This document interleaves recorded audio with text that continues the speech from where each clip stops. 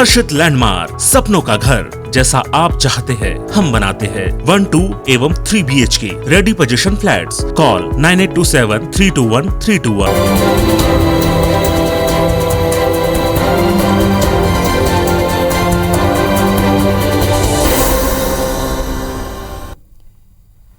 नमस्कार, मैं हूं पुनीत पाठक और आप देख रहे हैं छत्तीसगढ़ की बात। बहुत स्वागत है आप सबका।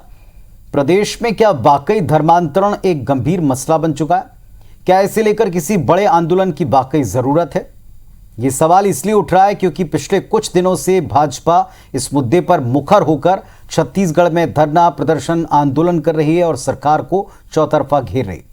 भाजपा कहती कि आदिवासी इलाके में सरकार के संरक्षण में धर्मांतरण हो रहा है, तो इधर सत्ता पक्ष का यह मानना है कि भाजपा धर्मांतरण का प्रोपोगेंडा कर जनता का वोट बटोरना चाहती।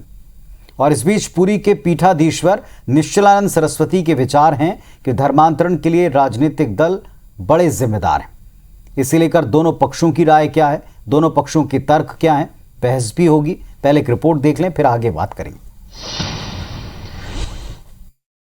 हिंदुओं के राजनीतिक दल का प्रभाव 70% वहाँ के राजनीतिक दलों का है धर्मांतरण। बाकी जो 30% हैं उनमें कुछ विदेशी षड्यंत्र है, कुछ उनकी लाचारी है।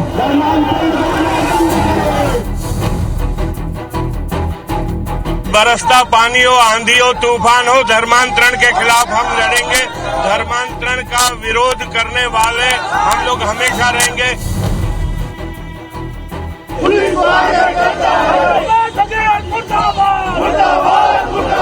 सुना आपने। धर्मांतरण पर पुरी के पीठाधीश्वर निश्चलानंद सरस्वती का कहना है कि इसके लिए 70% राजनीतिक दल जिम्मेदार हैं, जबकि 30% लोग भावुकता और अन्य कमजोरियों के चलते धर्मांतरण कर रहे हैं। इधर छत्तीसगढ़ में भाजपा धर्मांतरण को लेकर आक्रामक मोड में है। छत्तीसगढ़ बीजेपी ने चुनाव से पहले ही धर्मांतरण को प्रमुख एजेंडा बनाकर सरकार को चौतरफा घेरना शुरू कर दिया है। मंगलवार को रायपुर में बीजेपी के 16 मंडलों से जुटे कार्यकर्ताओं ने धर्मांतरण करने वालों की गिरफ्तारी और इसका विरोध करने वालों की रिहाई की मांग पर मुख्यमंत्री निवास का घेराव करने निकले और फिर अपनी गिरफ्तारी दी। भाजपा नेताओं का आरोप है कि प्रदेश के आदिवासी क्षेत्रों में सरकार के संरक्षण में धर्मांतरण किया जा रहा है, जिसका भाजपा हर स्तर पर विरोध कर रही है। दरअसल बीते दिनों भाजपा ने बस्तर में चिंतन शिविर में रणनीति बनाकर धर्मांतरण के मुद्दे को बड़ा एजेंडा बनाते हुए लगातार विरोध प्रदर्शन की रणनीति पर काम शुरू किया है। अभी तो ये अंगड़ाई है, आगे और लड़ाई है। धर्मांतरण करने वाले लोगों को अब जनता ने मारना शुरू कर दिया है। तो ये सरकार समझ ले कि धर्मांतरण करवाने वाले लोगों के खिलाफ में अगर कार्रवाई नहीं होगी तो जनता सड़कों पर उतरकर ईंट से ईंट बजा देगी। और धर्मांतरण करवाने वाले लोगों के खिलाफ में पूरे छत्तीसगढ़ के 400 थानों में रिपोर्ट हुई है। रायपुर में एफिडेविट के साथ में रिपोर्ट हुई है। उसके बाद भी उनके खिलाफ कार्रवाई नहीं होना, ये सरकार के संरक्षण में धर्मांतरण हो रहा है जो देश को तोड़ने का काम कर रहे हैं। वहीं कैबिनेट मंत्री रविंद्र चौबे ने पलटवार करते हुए कहा कि भाजपा धर्मांतरण को छत्तीसगढ़ में मुद्दा बनाने की कोशिश कर रही है। चौबे ने भाजपा से पूछा कि अगर बीजेपी को धर्मांतरण की इतनी चिंता है तो इसके खिलाफ काम करने वाले दिलीप सिंह जुदेव, जिन्होंने सैकड़ों लोगों की हिंदू धर्म में वापसी करवाने का काम किया, उन्हें भाजपा ने हर बार हर जगह उपेक्षित क्यों किया? चौबे का आरोप है कि भाजपा के लिए धर्मांतरण केवल सियासी मुद्दा है, जिसके सहारे वो वोट पाना चाहती है और इसका जवाब छत्तीसगढ़ की जनता उन्हें देगी। धर्मांतरण उनका मुद्दा केवल राजनीति और कुर्सी प्राप्ति के लिए है, तो मैं समझता हूँ ये उनकी पार्टी का, उनकी सोच का दुर्भाग्य है।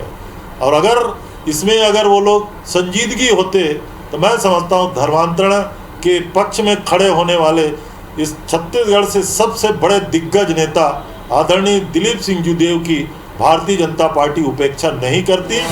गीता है कि 2023 के विधानसभा चुनाव से पहले भाजपा धर्मांतरण के मामले में सरकार के खिलाफ एक बड़ा माहौल बनाने की तैयारी कर रही है। लेकिन सबसे अहम सवाल है, क्या 2023 के चुनाव में प्रदेश में धर्मांतरण पर वाकई किसी दल को जनता का साथ मिलेगा?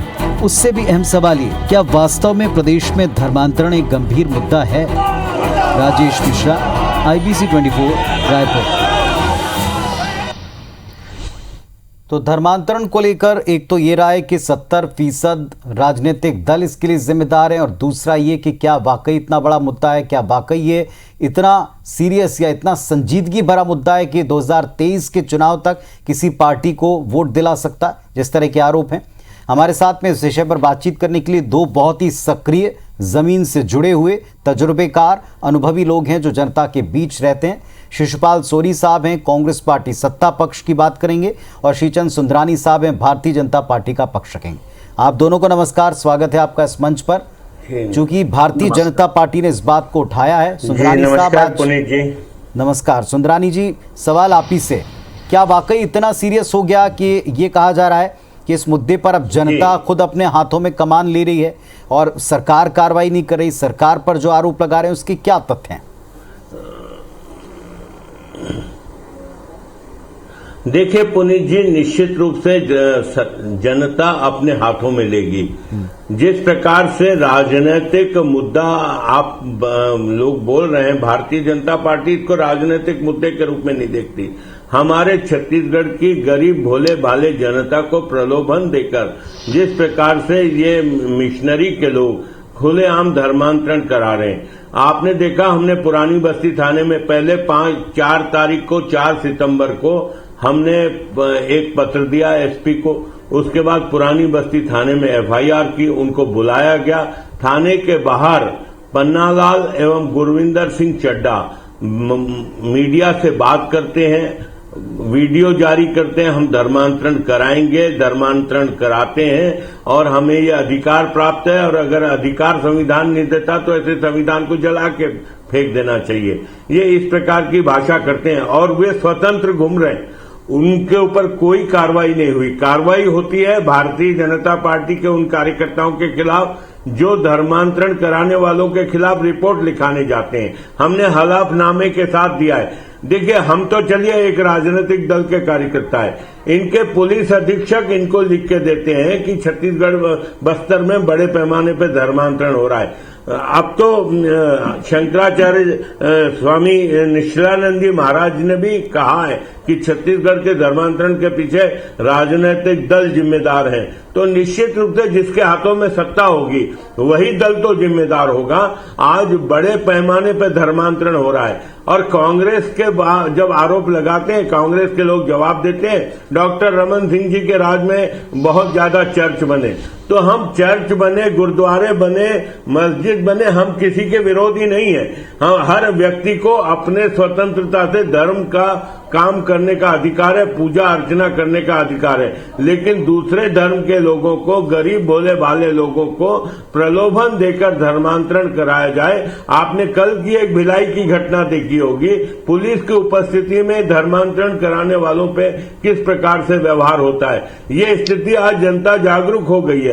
भारतीय जनता पार्टी के हजारों कार्यकर्ताओं ने आज मुख्यमंत्री निवास पे घेरने के लिए हम 16 मंडलों से 16 नेताओं के नेतृत्व में हम निकले थे, लेकिन हमें पुलिस को आगे रख के सरकार राजनीति कर रही है, हमें घेरने नहीं दिया। निश्चित रूप से हमारे लोगों ने गिरफ्तारी दी, बाद में निशर्त रिहाई हुई, लेकिन हम इस मुद्दे पे जब तक, मैं तो एक बहुत छोटी सी मांग है हमारी भारतीय जनता पार्टी की, हमारे भारतीय जनता पार्टी के कार्यकर्ताओं के खिलाफ जो आपराधिक मामले दर्ज हुए धर्मांतरण का विरोध करने के कारण, उनकी निशर्त रिहाई होनी चाहिए। और दूसरा, धर्मांतरण कराने का आरोप जिनके खिलाफ है, जिनके खिलाफ हलफनामा हमने थानों में दिया है, उनके ऊपर कानूनी कार्रवाई हो और राष्ट्रद्रोह का मुकदमा चले, क्योंकि उन्होंने संविधान को जलाने की बात की है। मैं तो सीधा सीधा एक आरोप लगाता हूं भूपेश बघेल जी की सरकार पे कि वो धर्मांतरण कराने वालों के साथ खड़ी है। चलिए, शिशुपाल सोरी साहब, पिछली बार भी आपके साथ जब हम बैठे थे तो आपने एक बात कही थी कि धर्म चुनना, परिवर्तित करना, इसका अधिकार अगर है, लेकिन अगर ये जबरियां हो रहा है तो इस पर एक्शन होगा। अब बीजेपी कहती है कि ये संरक्षण में हो रहा है, दूसरा वो ये भी कहती है कि इतना बढ़ चुका है कि लोग अपने हाथ में चीजें लेंगे। क्या लगता है सरकार को, सत्ता पक्ष को, कि इतनी सीरियस बात है और इतना सीरियस मैटर बन चुका है प्रदेश में? ये बीजेपी वालों पे तरस आता है कि ये कोई अच्छा मुद्दा उठा के अगर जनता के पास जाते तो उनको फायदा होता। ये एक धर्म जो है निजी आस्था का प्रश्न है और इसमें जो स्वतंत्रता दी गई है संविधान प्रदत्त सभी को है। इस बात को हमारे शिक्षण सुंदरानी जी ने भी कहा, तो मैं उसके विचारों से मैं बिल्कुल सहमत हूँ। पर अपराध कब बनता है? जब कोई फरियादी किसी के खिलाफ करता है, कौन से तारीख को किस आदमी ने उनको प्रलोभन देके, जबरिया पैसा देके, तब अपराध बनता है। इस बात को हम सब लोग जानते हैं। पर ये कौन लोग कर रहे हैं? अभी जो बात मैं सुन रहा था कि ये बीजेपी के कार्यकर्ता लोग जाके कर रहे हैं, तो क्या इससे कोई अपराध बनता है? अपराध तो तब बनेगा जब कोई आदमी जाके दावा करेगा कि फलाने व्यक्ति ने फलाने दिन मुझे ये प्रलोभन दिया, पैसा दिया, धमकाया या और किसी तरह का लालच दिया, तब वो केस बनेगा, उसके खिलाफ कार्रवाई होगी।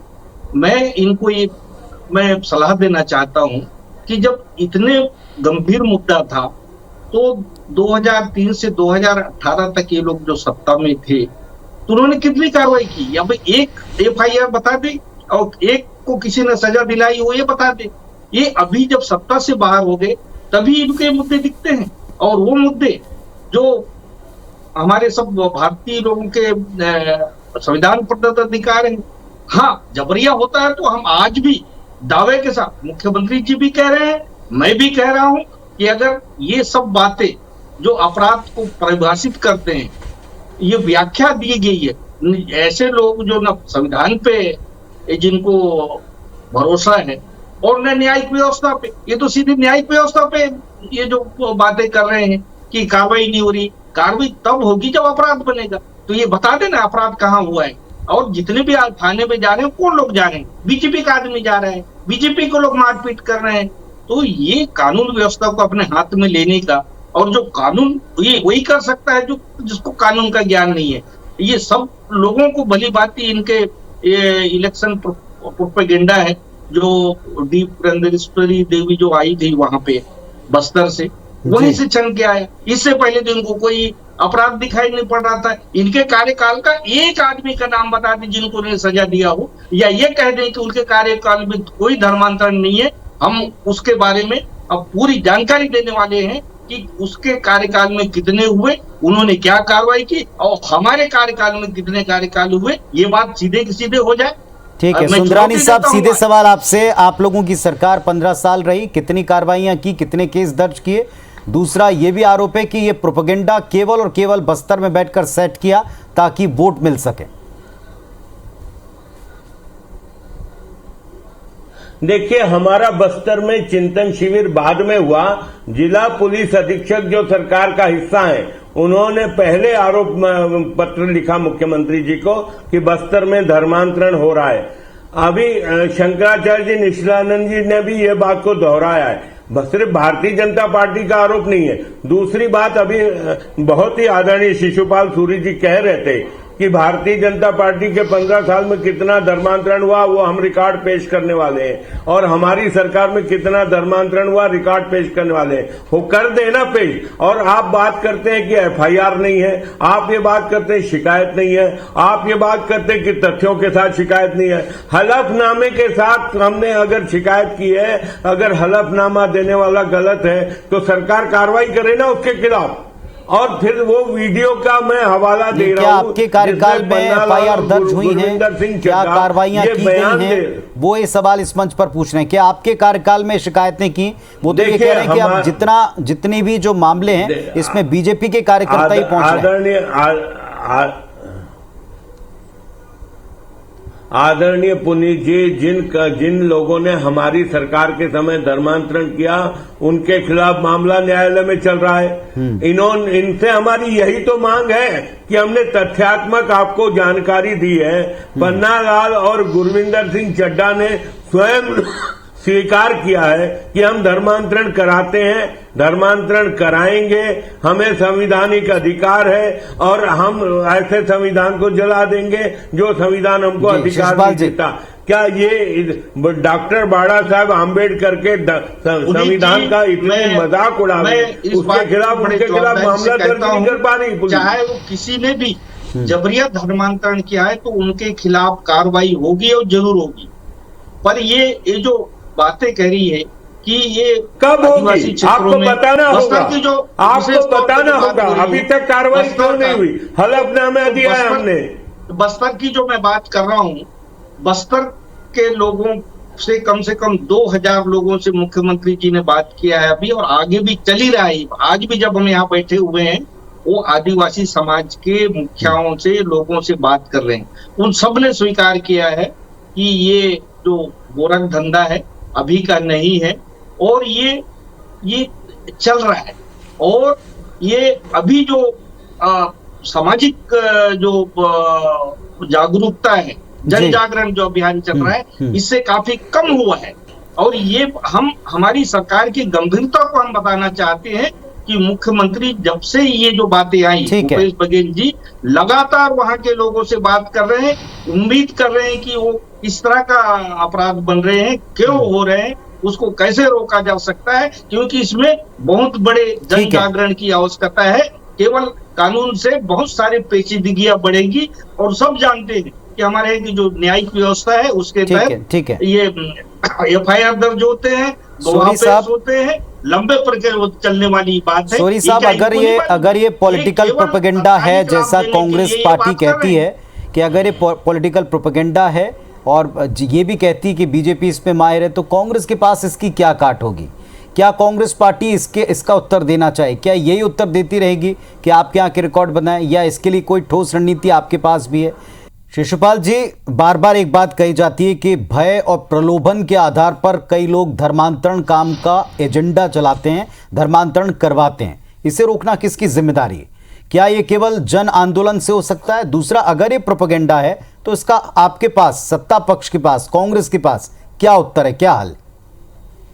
पुनीत जी, मैं बस्तर के परिप्रेक्ष्य में और आदिवासी क्षेत्रों के परिप्रेक्ष्य में कहना चाहूंगा कि हमारी और बीजेपी में जो अंतर देखिए कि हम कितने गंभीर हैं इस विषय को लेके। 21 सितंबर से लेकर आज भी जब हम यहाँ बैठे हुए, मुख्यमंत्री जी समाज के मुखियाओं से इस मुद्दे पे चर्चा कर रहे हैं कि इनके कारण क्या है, इसको रोकने के क्या उपाय सकते हैं, हम सरकार से आप क्या चाहते हैं। ये मुद्दों पे बात हो रही है, और हम ये जवाबदारी से हम कह रहे हैं कि अगर कोई प्रशासनिक तौर पे हमारे कोई कमजोरी की वजह से अगर ऐसा होता है, हम उसको स्वीकार करेंगे जनता के सामने। केवल एक प्रोपेगेंडा वाली बात, केवल राजनीतिक बात नहीं करेंगे। हम आज भी दावे के साथ कह रहे हैं और समाज से भी निवेदन कर रहे हैं कि ऐसा है तो आप उसको ऐसे लोगों को लाइए, क्योंकि आप जानते हैं कि किस आदमी करा रहा है, कब करा रहा है, क्यों करा रहा है, और अच्छा प्रसाद मिल रहा है। मैं बताया आपको कि अधिकांश लोगों ने कहा है कि अभी समाज के सक्रियता से इसमें कमी हो रही है, तो हमारे सारे तरफ से प्रयोग हो रहे हैं। और बहुत सारे जो बातें मैंने बताई, हमारी न्यायिक व्यवस्था की बातें, ये केवल प्रोपेगेंडा से ये न्याय व्यवस्था नहीं चलती, इसके लिए ठोस सबूत की जरूरत है। अगर ठोस सबूत देते हैं, आज भी हम जवाबदारी से कह रहे हैं, चाहे कोई भी आदमी हो। और दूसरी बात मैं कहना चाहता हूं कि जो अपराध होते हैं किसी जाति धर्म के आधार पर तय नहीं होते। अपराधी होता है, चाहे किसी भी जाति, किसी भी धर्म। आप सहमत हैं सुंदरानी साहब, जो प्रयास सरकार कर रही है उनसे चीजें रुकेंगी, थमेगी? बिल्कुल होगी, बिल्कुल नहीं। मैं आदरणीय शिशुपाल सूरी जी, आदरणीय पुनीत जी, शिशुपाल सूरी जी एक सुलझे हुए नेता हैं, लेकिन बड़ी हास्यास्पद बात कर रहे हैं कि जो धर्मांतरण करा रहे हैं उनको हम उनके पास ले जाएं।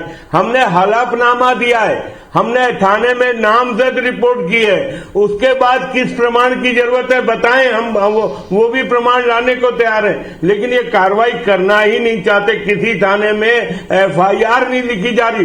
400 थानों में एक दिन, एक समय हमने पूरे प्रदेश में FIR दर्ज की, लेकिन एक भी FIR इन्होंने दर्ज की है क्या? अनेक जगह पे हमने हलफनामे दिए, नामजद दिए। कल की घटना, भिलाई की घटना क्या उदाहरण पेश करती है। सही में मैं आपको बता रहा हूं, अगर शासन तंत्र धर्मांतरण को नहीं रोकेगा तो जनता सड़क पे आके धर्मांतरण को रोकेगी। सोरी साहब, मैं अभी आपने एक दो घटनाओं का सुंदरानी जी ने जिक्र किया, तो ये रिकॉर्ड है, सरकारी रिकॉर्ड में आता है। और ये केवल एक दिन में नहीं होता, ये जांच, ये सब जानते हैं कि जांच लगती है। और मैं तो कह रहा हूं अभी भी कि हम जवाबदारी से कहते हैं कि अगर किसी ने भी आदरणीय सूरी जी, आदरणीय सूरी जी, उनके खिलाफ आप कार्रवाई होगी। आप अरुण पन्नालाल नामक व्यक्ति का पता लगाएं। आदरणीय सूरी जी, अरुण पन्नालाल और गुरविंदर सिंह चड्ढा का नाम पता लगाएं। हमारे इसी कार्यकाल के अंदर इसको अंतर देखिएगा। नहीं तो आप FIR तो लिखो, सजा देना तो आपका काम नहीं है, सजा देना आपका काम नहीं है। आप अपराध तो दर्ज करो, ये हमारे किसी पार्टी के लोगों, आप अपराध तो दर्ज करो। ठीक है, पार्टी के लोगों को भीड़ बढ़ा के केवल, चलिए भारतीय जनता पार्टी का ये कहना है, जैसे सुंदरानी साहब कह रहे हैं कि आप अपराध दर्ज करें, हम आपको हलफनामा देने तैयार हैं। और कांग्रेस पार्टी सत्ता पक्ष कहती है कि हम तमाम समाज प्रमुखों से बात भी कर रहे हैं और अगर ऐसे मामले आगे जाकर संजीदगी वाले पाए जाते तो उस पर एक्शन होगा। सबसे प्रमुख सवाल ये, क्या ये प्रोपेगेंडा अगर है तो इसका क्या तोड़ है? क्या ये प्रलोभन या डर वाली बात है? तो फिर इसको कौन दूर करेगा, इसकी जिम्मेदारी कौन उठाएगा? और इस तरह के आंदोलन से क्या वास्तव में जमीन पर किसी को कोई सियासी लाभ मिल पाएगा? बहुत बहुत शुक्रिया आप दोनों का इस विषय पर अपनी बात रखने के लिए। धन्यवाद, नमस्कार।